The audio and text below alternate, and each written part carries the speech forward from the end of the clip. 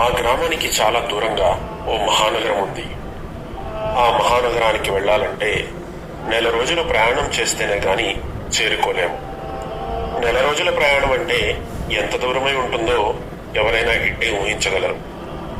ఏడాదికి ఒక్కసారి మాత్రమే ఆ నగరానికి వెళ్లే ట్రైన్ వస్తుంది.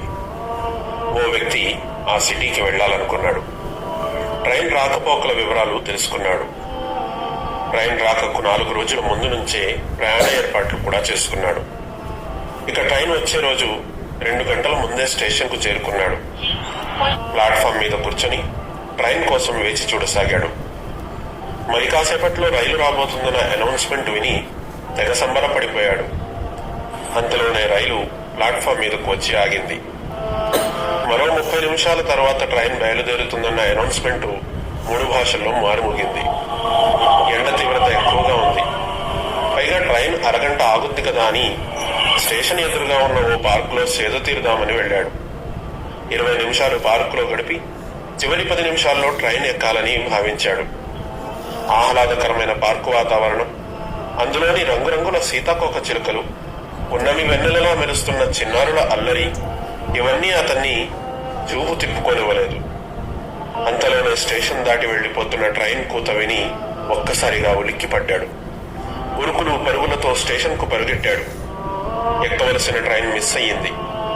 ఆ క్షణంలో అతనికి తన మీద తనకే కోపం కట్టలు తెంచుకుంది. తన్ను తాను అసహ్యించుకున్నాడు. 11 నెలల పాటు వేచి చూసిన ఆ ట్రైన్ తన చిన్నపాటి నిర్లక్ష్యంతో మిస్ అయ్యింది. కానీ మళ్ళీ ఆ ట్రైన్ రావాలంటే 11 నెలలు వేచి చూడాల్సిందే. ఈ కథలోని వ్యక్తి మరెవరో కాదు, నువ్వే. ఆ ట్రైన్ పేరు రమజాన్. ప్రతి 11 నెలలకోసారి వస్తుంది. 30 రోజులు దాని ప్రయాణ నిడివి.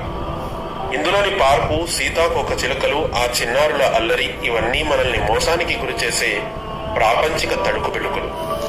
మన లైఫ్ లో రంజాన్ ట్రైన్ ఇలా వచ్చి అలా వెళుతుందా? ఒక్కసారి యోచించండి.